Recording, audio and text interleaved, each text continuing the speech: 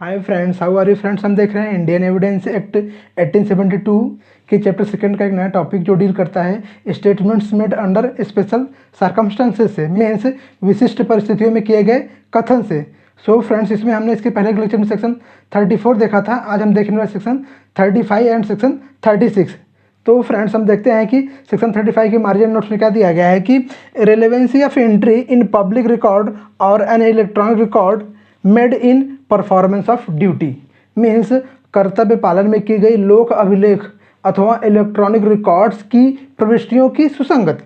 So friends, हम देखते हैं इसमें आगे क्या दिया गया है कि an entry in any public और अदर ऑफिशियल बुक, रजिस्टर और रिकॉर्ड और an electronic record stating of facts in issue और relevant fact and made by public servant in the discharge of his official duty और by any other person in performance of duty specially enjoined by the law of the country in which such book, register or record or an electronic record is kept is itself a relevant fact। Means किसी लोक अथवा अन्य राज्य पुस्तक, register या record अथवा electronic record में की गई प्रविष्टियां जो किसी विवादक तथ्य या फिर सुसंगत तथ्य का कथन करती हैं और किसी लोक सेवक द्वारा अपने पदीय कर्तव्य के निर्वहन में या उस देश की जिसमें ऐसी पुस्तक, रजिस्टर, रिकॉर्ड अथवा इलेक्ट्रॉनिक रिकॉर्ड रखा जाता है, विधि द्वारा विशेष रूप से विदिष्ट कर्तव्य के पालन में किसी अन्य व्यक्ति द्वारा की गई हैं, स्वयं सुसंगत तथ्य हैं। So friends, Indian evidence act के सेक्शन 35 में क्या दिया गया है कि किसी पब्लिक रिकॉर्ड में की गई एंट्री या फिर किसी ऑफिशियल बुक में, किसी रिकॉर्ड में या फिर किसी इलेक्ट्रॉनिक रिकॉर्ड में की गई एंट्री जो किसी विवादक तथ्य या फिर सुसंगत तथ्य के बारे में कथन करती हैं, मीन्स वो जो एंट्रियाँ हैं या तो फैक्ट इन इशू के बारे में या फिर रिलेवेंट फैक्ट्स के बारे में है और जो किसी पब्लिक सर्वेंट द्वारा उसकी ऑफिशियल ड्यूटी को डिस्चार्ज करते समय की गई हैं या फिर उस देश की जिसमें ऐसी बुक, रजिस्टर, रिकॉर्ड या फिर इलेक्ट्रॉनिक रिकॉर्ड रखा जाता है, लॉ द्वारा विशेष रूप से दी गई आज्ञा के अनुसार कर्तव्य के पालन में किसी अन्य व्यक्ति द्वारा की गई हैं। मीन्स वो जो बुक की एंट्री है या फिर जो रजिस्टर की एंट्री है या फिर इलेक्ट्रॉनिक रिकॉर्ड की जो एंट्री है वो अगर पब्लिक सर्वेंट द्वारा उसकी ऑफिशियल ड्यूटी को डिस्चार्ज करते समय की गई है या फिर किसी ऐसे अन्य व्यक्ति द्वारा की गई हैं जो उस देश के लॉ द्वारा विशेष रूप से ऐसी एंट्री करने के लिए ऑथोराइज किया गया है जहां पे ऐसी बुक, रजिस्टर, रिकॉर्ड या फिर इलेक्ट्रॉनिक रिकॉर्ड रखे जाते हैं। तो ऐसी सभी एंट्रियां जो ऐसे किसी बुक में, रजिस्टर में या फिर इलेक्ट्रॉनिक रिकॉर्ड में की गई हैं, ये सभी एंट्रियां अपने आप रिलेवेंट फैक्ट मानी जाएंगी। फ्रेंड्स, इंडियन एविडेंस एक्ट के सेक्शन 35 के अनुसार अगर कोई पब्लिक सर्वेंट उसकी ऑफिशियल ड्यूटी के दौरान जो भी वो एंट्रियां करता है, जो भी वो रिकॉर्ड मेंटेन करता है, वो रिकॉर्ड, वे सभी एंट्रियां जो हैं वो रिलेवेंट होंगी, सुसंगत होंगी। फ्रेंड्स, इसके पीछे का सिद्धांत ये है कि अगर कोई पब्लिक सर्वेंट उसकी ऑफिशियल ड्यूटी को डिस्चार्ज करते समय कोई अगर एंट्री करता है, कोई रिकॉर्ड मेंटेन करता है, तो उस रिकॉर्ड के सत्यता की संभावना जो है वो बढ़ जाती है। अगर कोई प्राइवेट पर्सन ऐसी कोई एंट्री करता है तो उसके सत्यता की संभावना जो है वो कम है, लेकिन अगर वही एंट्री किसी पब्लिक सर्वेंट ने उसकी ऑफिशियल ड्यूटी को डिस्चार्ज करते समय करता है तो उस एंट्री की सत्यता की जो संभावना है वो बहुत बढ़ जाती है। और लॉ का ये भी मानना है, लॉ का ये भी विश्वास है कि पब्लिक सर्वेंट को जो भी काम दिया जाएगा, जो भी उनको ड्यूटी दी जाएगी, वो उसको अच्छी तरह से, बड़ी ईमानदारी से करेंगे। तो इसलिए ऐसी जो एंट्रियां हैं वो किसी भी ट्रायल में जो है वो रिलेवेंट होंगी, सुसंगत होंगी। लेकिन फ्रेंड्स, ऐसी एंट्रियां तभी सुसंगत होंगी जब वो सेक्शन 35 में दी हुई जो 4 कंडीशंस हैं उसको सेटिस्फाई करेंगी। तो वो कंडीशन कौन कौन सी हैं? पहली कंडीशन क्या है कि the entry must be contained in any public और अदर ऑफिशियल बुक। तो वो एंट्री किस में होनी चाहिए? वो एंट्री किसी पब्लिक रिकॉर्ड में या फिर ऑफिशियल बुक में होनी चाहिए।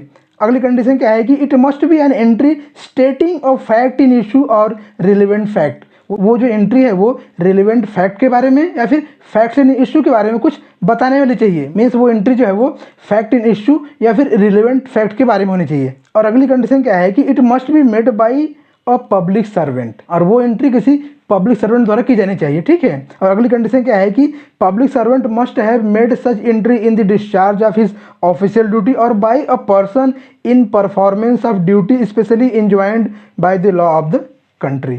वो एंट्री उस पब्लिक सर्वेंट द्वारा उसकी ऑफिशियल ड्यूटी को डिस्चार्ज करते समय की जानी चाहिए, या फिर वो एंट्री किसी अन्य व्यक्ति द्वारा की गई हो, लेकिन जिस व्यक्ति द्वारा वो एंट्री की गई है उस व्यक्ति को ऐसी एंट्री करने के लिए विशेष आज्ञा दी गई है उस देश के लॉ द्वारा। तो अगर ये चारों कंडीशन जो है वो सेटिस्फाई होती है तो ही इंडियन एविडेंस एक्ट का सेक्शन 35 जो है वो अप्लीकेबल होगा। ठीक है फ्रेंड्स, इसके लिए हम दो केस लॉ देखते हैं। जो पहला केस लॉ है वो है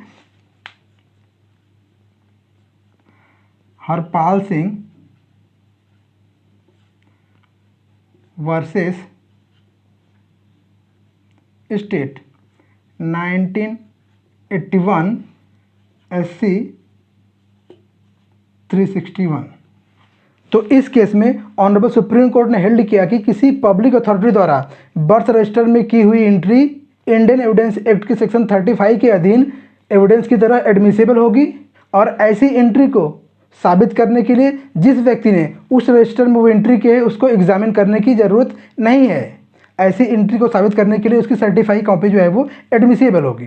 फ्रेंड्स, अब हम दूसरा केस लॉ देखते हैं, वो है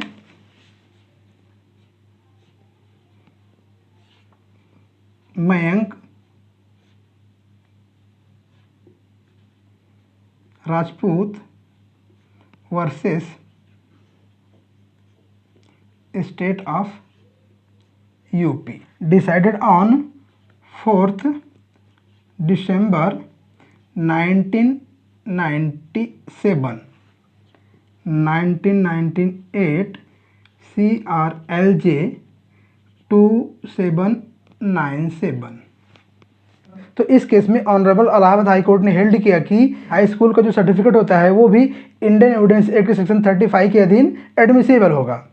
तो फ्रेंड्स, ये रहा इंडियन एविडेंस एक्ट का सेक्शन 35। फ्रेंड्स, अब हम देखते हैं इंडियन एविडेंस एक्ट का सेक्शन 36। तो देखते हैं कि सेक्शन 36 के मार्जिन नोट्स में क्या दिया गया है कि relevancy of statements in maps charts and plans means मानचित्रों, चार्टों और रेखांकों के कथनों की सुसंगति।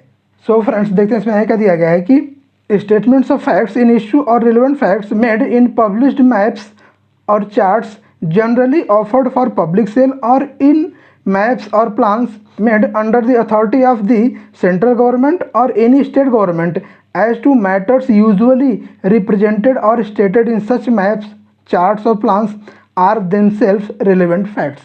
मीन्स विवादक तथ्यों या फिर सुसंगत तथ्यों के वे कथन जो प्रकाशित मानचित्रों या फिर चार्टों में जो लोक विक्रय के लिए साधारणतः प्रस्थापित किए जाते हैं अथवा केंद्र सरकार या किसी राज्य सरकार के प्राधिकारों के अधीन बनाए गए मानचित्रों या फिर रेखांकों में किए गए हैं, उन विषयों के बारे में जो ऐसे मानचित्रों, चार्टों, रेखांकों में प्रायः रूपित या फिर कथित होते हैं, स्वयं सुसंगत तथ्य हैं। फ्रेंड्स, इंडियन एविडेंस एक्ट जो सेक्शन 36 है वो विशेष प्रकार के पब्लिक डॉक्यूमेंट की बात करता है, जैसे कि मैप, प्लान और चार्ट। और फ्रेंड्स, इंडियन एविडेंस एक्ट के सेक्शन 36 के तहत कोर्ट जो है वो शैल प्रिज्यूम करता है, मे प्रिज्यूम नहीं, शैल प्रिज्यूम कि ऐसे मैप, प्लान और चार्ट जो हैं वो एक्यूरेट होंगे, सही होंगे, जो मैप, प्लान और चार्ट गवर्नमेंट की अथॉरिटी द्वारा बनाए गए हैं। मीन्स ऐसे मैप, प्लान और चार्ट जो गवर्नमेंट की अथॉरिटी द्वारा बनाए गए हैं, गवर्नमेंट की अथॉरिटी द्वारा प्रिंट और पब्लिश किए गए हैं, ऐसे मैप, प्लान और चार्ट को कोर्ट शैल प्रिज्यूम करता है कि ये एक्यूरेट होंगे, ये सही होंगे। ठीक है, लेकिन फ्रेंड्स, अगर ऐसे मैप, प्लान और चार्ट किसी प्राइवेट अथॉरिटी द्वारा बनाए गए हैं तो ऐसे मैप, प्लान और चार्ट जो हैं वो इनएडमिसिबल होंगे।